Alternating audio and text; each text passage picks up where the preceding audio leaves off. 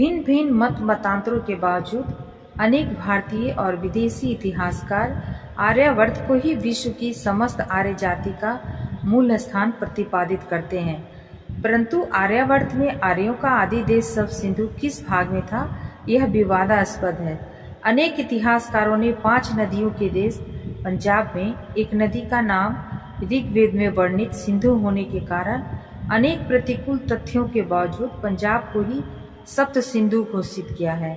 श्री अविनाश चंद्र दास, श्री नारायण पावगे तथा डॉक्टर संपूर्णानंद ने भी विविध समाधानों द्वारा पंजाब का ही प्रतिपादन किया है, किंतु ऋग्वैदिक सप्त सिंधु के साथ पंजाब की कहाँ तक सामाजिक, धार्मिक एवं भौगोलिक वास्तविकता है, पंजाब के अतिरिक्त आर्यावर्त के किसी अन्य भूभाग में ऋग्वैदिक आर्यों एवं उनके सब सिंधु की तथ्यपूर्ण भौगोलिक वास्तविकता प्रमाणित हो सकती है या नहीं, इस पर अभी तक कोई तर्कसंगत निष्कर्ष एवं तथ्यपूर्ण खोज नहीं की गई है।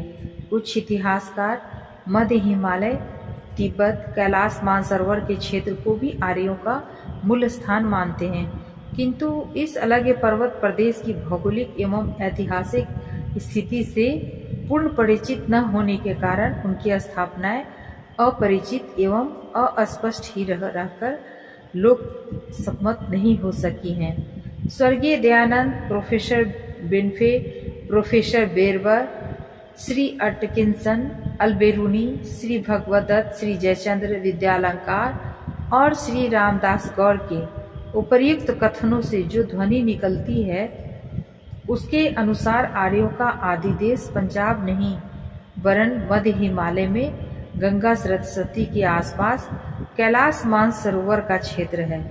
भौगोलिक तथ्यों के अनुसार उसी का प्राचीन नाम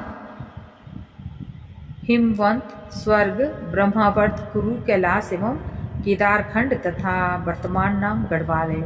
इसी को अनेक महत्वपूर्ण नदियों का उद्गम एवं संधि स्थल होने के कारण सप्त सिंधु भी कहा गया है। वेदों के प्रकांड पंडित स्वर्गीय दयानंद, श्री अटकिंसन, श्री जयचंद्र विद्यालंकार आदि विद्वानों ने मध्य हिमालय में कैलाश तक पहुंचकर उक्त क्षेत्र का स्वयं निरीक्षण भी किया है। अतः वहां की आंखों देखी अनुपस्थिति, वस्तु स्थिति और ऋग्वेद में वर्णित भौगोलिक तथ्यों के आधार पर उनका अनुमान अधिक बुद्धिगम और वास्तविकता के निकट है। हाल ही में श्री हरिराम घसमाना जी ने, जो ऋग्वेद के प्रकांड पंडित थे, अनेक ऋग्वैदिक उदाहरणों द्वारा आर्यों के आदि देश के संबंध में एक नया रहस्य उद्घाटन किया है। उनके कथनानुसार गढ़वाल की अलकनंदा ही ऋग्वैदिक सिंधु है, जिसमें सप्त सिंधु गढ़वाल की सप्त सरिताएं सरस्वती, धौली, मंदाकिनी, पिंडर, मंदाकिनी, नयार संधि करती हैं तथा ऋग्वेद में वर्णित अन्य 90 एवं 99 नदियां एवं नदी नाले भी मिलते हैं। उनके निष्कर्ष भी अधिक तर्कसंगत और विचारणीय हैं। कैप्टन सूरज सिंह ने अमृत बाजार पत्रिका मई 1958 के 2-3 अंकों में अनेक भौगोलिक एवं ऐतिहासिक वास्तविकताओं के आधार पर कई भूगर्भ विशेषज्ञों, पुरातत्व अन्वेषियों एवं इतिहासकारों के तर्कसंगत प्रमाण प्रस्तुत करके गढ़वाल को ही आर्यों का मूल स्थान प्रमाणित किया है।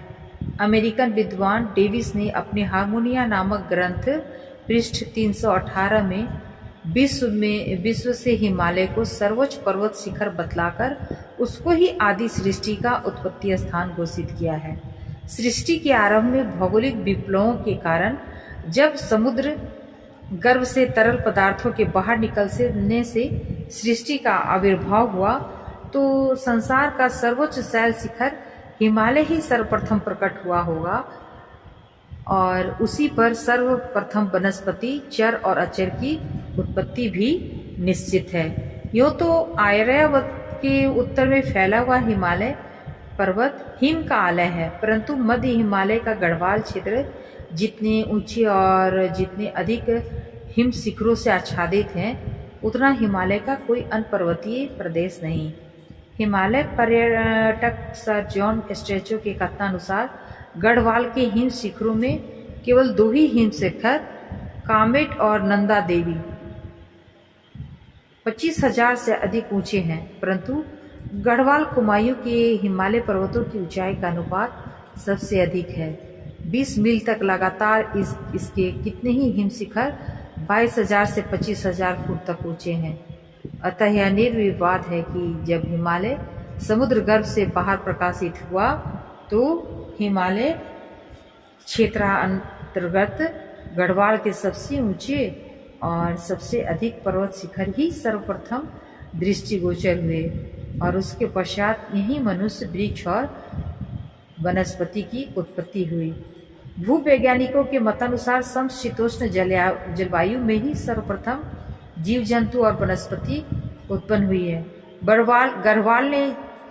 गढ़वाल में जहाँ 1000 फुट से नीचे अलकनंदा उपत्यका के अंतर्गत लक्ष्मण झूला आदि कुछ स्थानों की जलवायु रेगिस्तान की भांति अत्यधिक उष्ण है, वहाँ 11-12 हजार फुट ऊंचे कुछ पर्वत प्रदेशों में ध्रुव कक्षीय जलवायु भी है, परंतु इसके अधिकांश भूभागों में समशीतोष्ण जलवायु पाई जाती है, जो वनस्पति और जीव जंतु की उत्पत्ति के लिए सर्वथा उपयुक्त है। गढ़वाल के वन बांस और देवदारू के वृक्षों से भरे हुए हैं।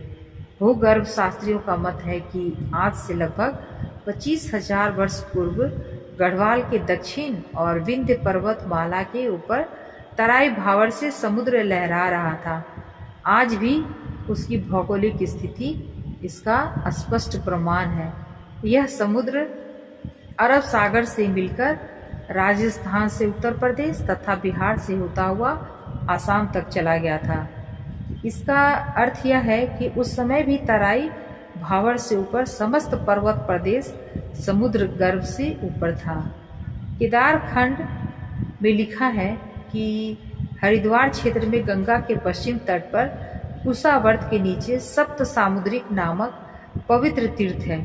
प्राचीन काल में इस स्थान पर 7 समुद्रों ने मिलकर शिव की आराधना की थी।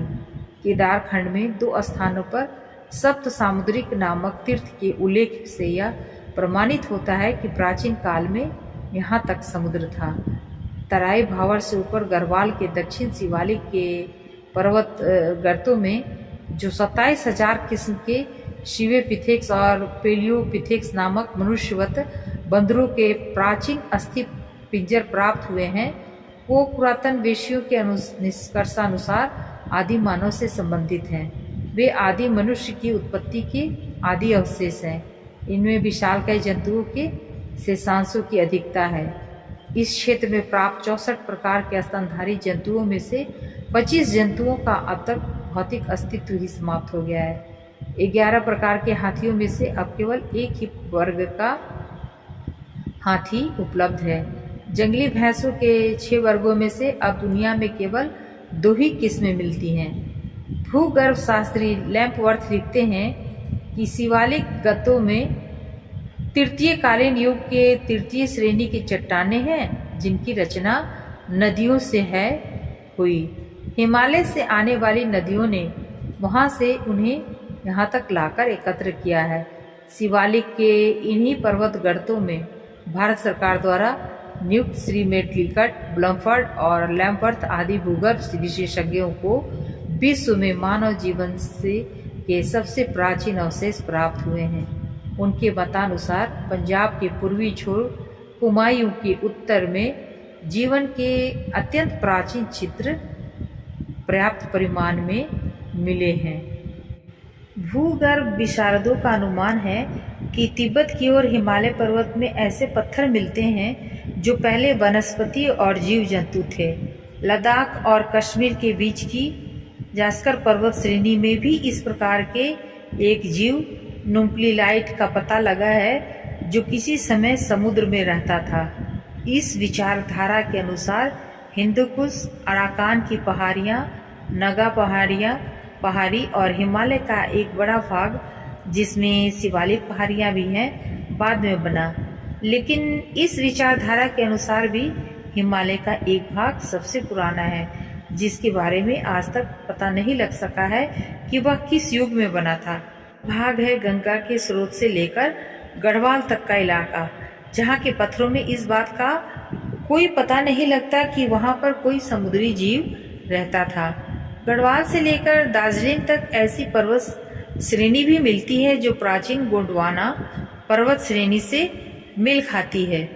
अवर प्रवाल्दी युग जिन 6 युगों में विभक्त किया गया है, उससे दूसरे प्राचीनतम युग को अवर प्रवालादी युग कहते हैं। Ordovician period. भारतवर्ष में इस युग के स्तर केवल हिमालय के कुछ ही स्थानों में, कुमाऊं, गढ़वाल और नेपाल में ही मिलते हैं। भारतवर्ष के नूतन युग आज से 20 लाख वर्ष पूर्व भारत, ऑस्ट्रेलिया, अफ्रीका और दक्षिण अमेरिका का पृथक्करण है। मध्य कल्प से 6 करोड़ 50 लाख वर्ष पूर्व तक ये सारे देश एक दूसरे से जुड़े हुए थे, परंतु जिस समय हिमालय का उत्थान आरंभ हुआ, उसी समय भूपतियों ने इन देशों को एक दूसरे से पृथक कर दिया, जिनकी अवधि भी भूवैज्ञानिकों के मतानुसार 60 लाख वर्ष से अधिक है।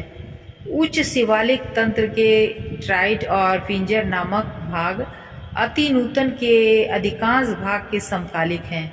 हरिद्वार के समीप प्रसिद्ध शिवालिक पर्वतमाला के ही आधार पर इस तंत्र का नाम शिवालिक तंत्र पड़ा है। अति नूतन युग के शैल सिंधु, बलूचिस्तान, पंजाब, कुमायूं तथा आसाम के हिमालय की पादमालाओं में पाए जाते हैं।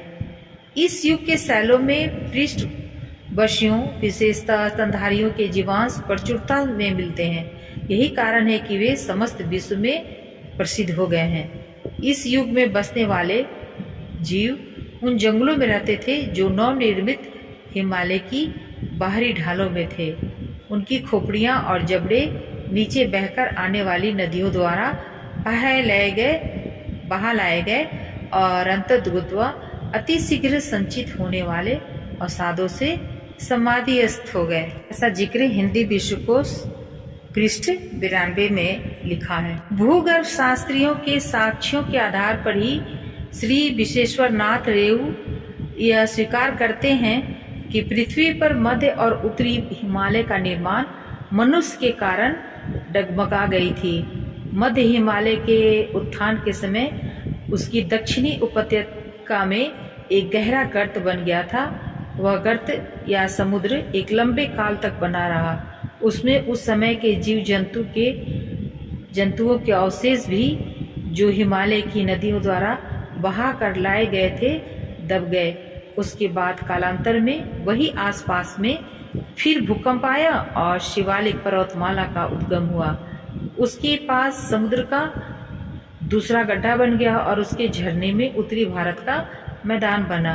परंतु रेवजी जल प्लावन के समय जब कश्मीर के उत्तर में स्थित हिमालय के किसी शिखर पर मनु की नौका बंधन का उल्लेख करते हैं, उस समय उनका भी ध्यान मध्य हिमालय की वस्तु स्थिति के सर्वथा विपरीत सब सिंधु की स्थापना के लिए अन्य इतिहासकारों की भांति इधर उधर न जाकर पंचनद पंजाब पर ही केंद्रित रह जाता है, और वे भी सप्त स्वशासु ज्येष्ठा सरस्वती को भी कहीं कहीं कल्पना कर लेते हैं।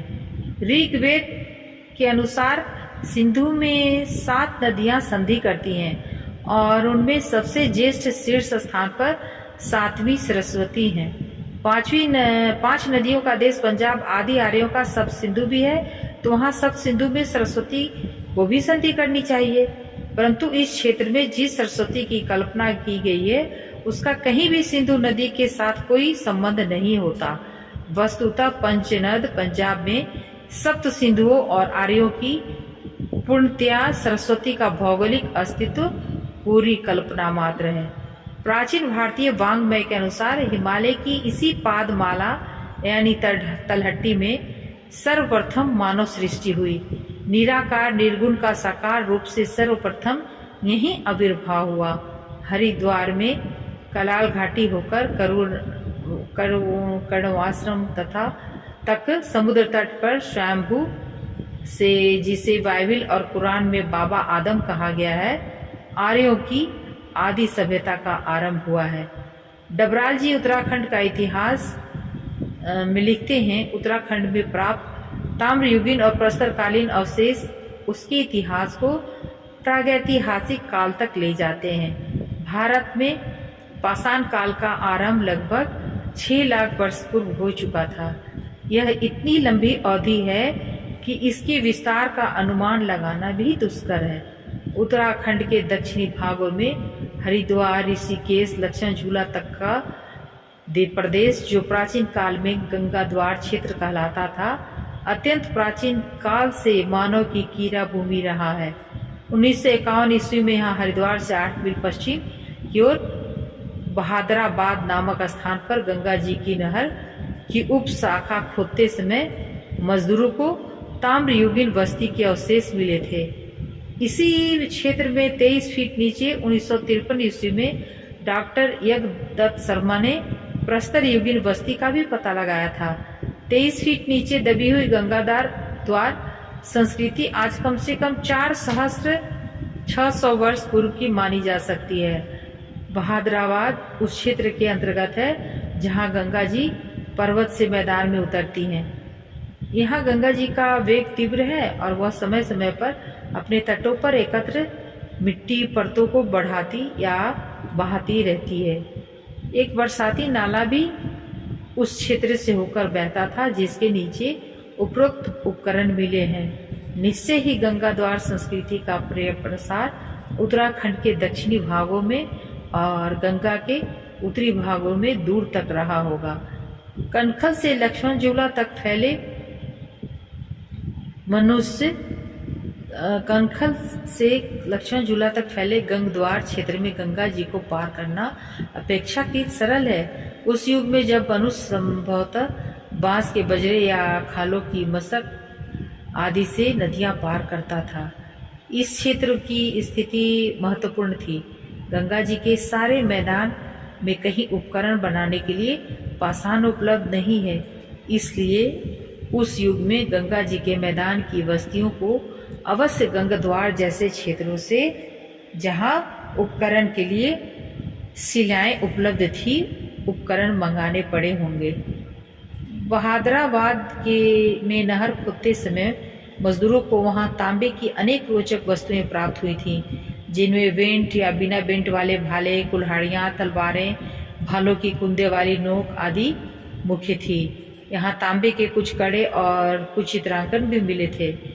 गंगा जी के तट से होकर बारावली से लक्ष्मण झूले तक चलते समय कुछ स्थानों पर गंगा तट से सटे कई फीट ऊंचे टीले मिलते हैं, जिन्हें गंगा जी ने बीच से काट डाला है। ऐसे स्थानों पर अन्वेषणकर्ता को विभिन्न युगों के मृत्तिका पात्र, मृदाएं, उपकरण और अन्य महत्वपूर्ण सामग्री प्राप्त हो सकती है। हिमालय का वर्तमान स्वरूप उस हिमालय से सर्वथा भिन्न है जो पहली बार समुद्र गर्भ से ऊपर निकला था। उसमें उस समय इतने ऊंचे ऊंचे अलग गिरी गट्ठर, इतनी गहरी घाटियां एवं इतने नदी नाले जो कालांतर में वर्षा पानी से क्रमशः कटफट कर बनते चले गए हैं, नहीं थे। समुद्र से बाहर निकलने के लाखों बरस तक हिमालय का यह क्षेत्र भूकंपों एवं अनेक भौतिक विप्लवों का केंद्र स्थल रहा है। ऋग्वेद में कई स्थानों पर इसके पर्वतों के हिलने डुलने का उल्लेख है। वनस्पति, जीव और मानव विकास के साथ समुद्र तट पर हिमालय की तलहटी में प्रथम आर्य नरेश धर्म के प्रथम संस्थापक स्वयंभू मनु का, जिन्हें आदि मनु भी कहते हैं, आविर्भाव हुआ। बाबा आदम भी कहते हैं। उनकी कई पीढ़ियों के बाद 6 मनमंत्रों के बीच इस प्रकार के 6 बड़े बड़े भौतिक विप्लव हुए, जिनमें मालूम होता है 99% जन और धन की क्षति होती रही है। प्रकृति की इस विनाशकारी लीला में यहाँ का सृष्टि क्रम अत्यंत अस्त व्यस्त और अस्पष्ट होता रहा है।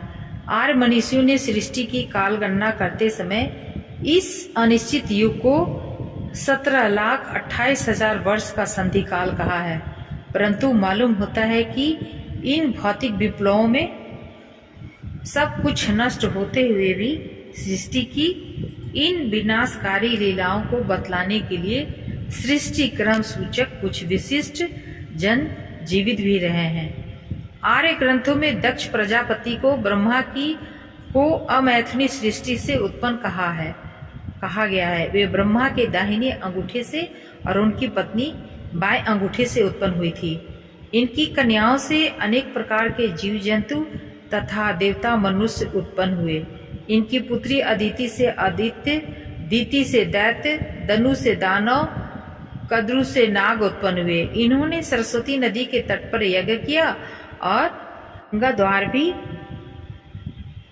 इनके आह्वान पर सरस्वती वहां आई।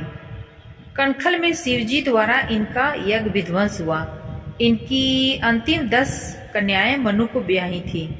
वैवस्वत मनु के राजा वेणु हुए, जिनकी राजधानी भी हरिद्वार में ही थी। कनिंघम के अनुसार आज से 150 वर्ष पूर्व तक गंगा नहर के तट पर राजा वेन के दुर्ग के अवशेष सुरक्षित थे, जो 750 फीट लंबी और इतनी ही चौड़ी भूमि पर फैला हुआ था। इस क्षेत्र में अनेक ऊंचे टीलों के रूप में अनेक प्राचीन महत्वपूर्ण ऐतिहासिक अवशेष मिलते हैं।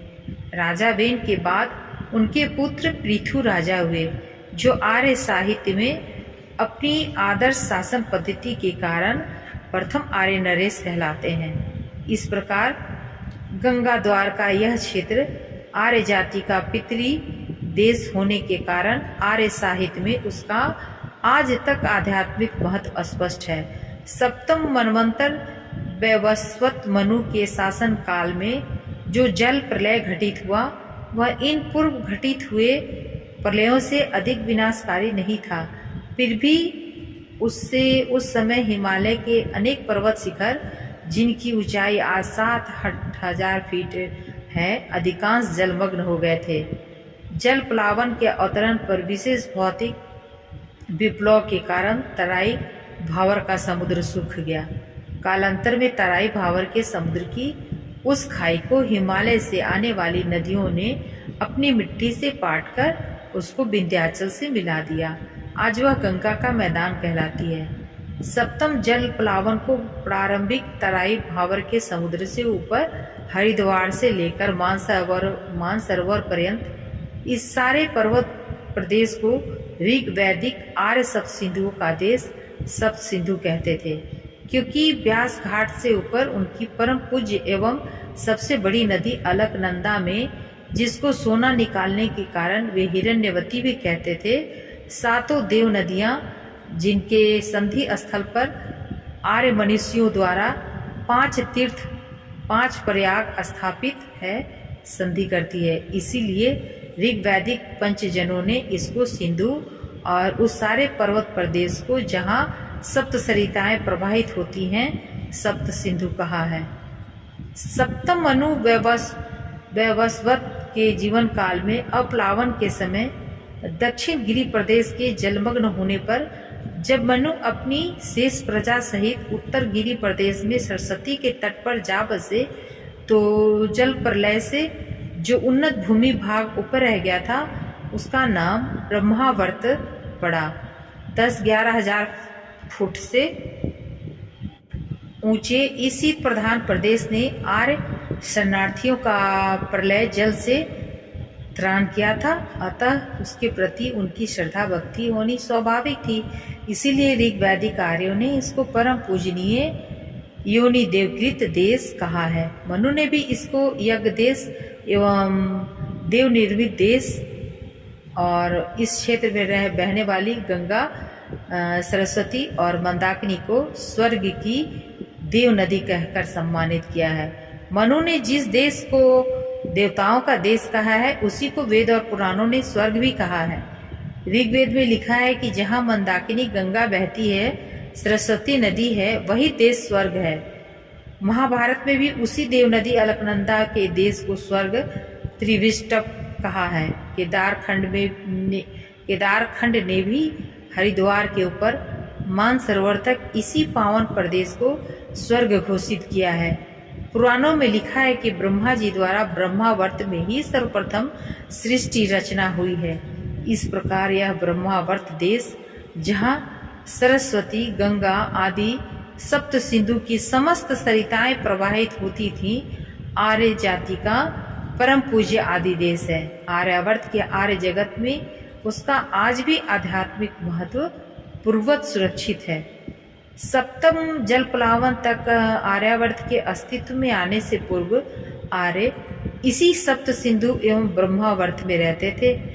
जल प्लावन के अवतरण पर विशेष भौतिक विप्लव से तराई भावर के समुद्र सूख जाने के कारण जब कुरुक्षेत्र, पांचाल आदि देश पृथ्वी गर्भ से ऊपर निकल आए तो प्रलय जल के उतरने पर आर्य ऋषि अगस्त के नेतृत्व में सप्त सिंधु से आगे विंध्याचल तक बढ़ते चले गए।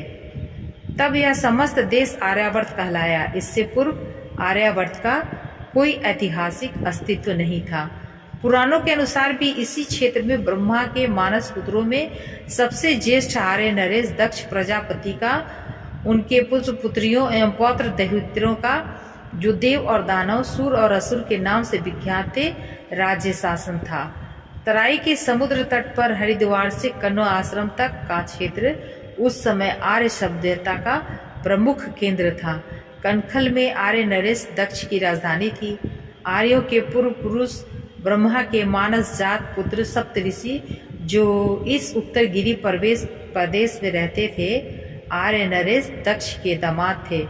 उस युग में यह समस्त गिरी प्रदेश उत्तरगिरी, अंतरगिरी और दक्षिण गिरी भी कहलाता था।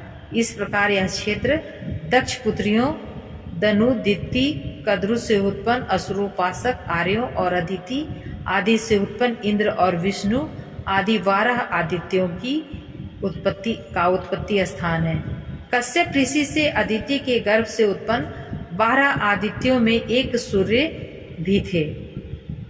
विवस्वान से मनु वैवस्वत उत्पन्न हुए।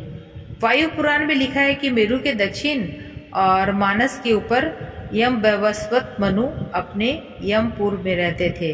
वैदिक संपत्ति के लेखक पंडित रघुनंदन शर्मा पांचजन्य के राष्ट्रीय एकता अंक संख्या 2016 पृष्ठ 48 में लिखते हैं कि यह निर्विवाद हो गया कि आर्यों का, जिनको आदि कालन मनुष्य जाति का पूर्वज भी कह सकते हैं, मूल स्थान हिमालय में ही है। सतपथ के अनुसार हिमालय में ही वतवनु रहते थे और वहीं पर जल प्लावन हुआ था। इसलिए केदार खंड में भी भगवान ने इस केदार खंड के सबसे प्राचीन होने की जो घोषणा की है, उसमें ऐतिहासिकों एवं भूगर्भ शास्त्रियों द्वारा प्रतिपादित समस्त वास्तविक तथ्य निहित हैं। पुरातनो यथा वै तथा स्थान मिदकिल यदा सृष्टि क्रियायां च मया वे ब्रह्मा मूर्तिना स्थित मत्रयो सतत पर ब्रह्मा जिघिष्या तताविक स्थान देवामपि दुर्लभम। अर्थात जैसे मैं सबसे प्राचीन हूँ, उसी प्रकार यह केदार क्षेत्र भी प्राचीन है। जब मैं ब्रह्मा मूर्ति को धारण कर सृष्टि रचना में प्रवृत्त हुआ, तब मैंने इसी स्थान में सर्वप्रथम सृष्टि रचना की। उसी दिन से यह स्थान विद्यमान है। इसकी प्राप्ति देवताओं को भी दुर्लभ है। ये अर्थवेद के प्रीति सूक्त के मंत्र हैं, जिससे यह प्राप्त हो पता चलता है कि सप्त सिंधु मानव का मूल स्थान हिमालय ही था। आगे और भी ऐसी रोचक जानकारियों के साथ फिर मिलूंगी। नमस्कार, धन्यवाद। अच्छा लगे तो प्लीज़ लाइक सब्सक्राइब जरूर कीजिए।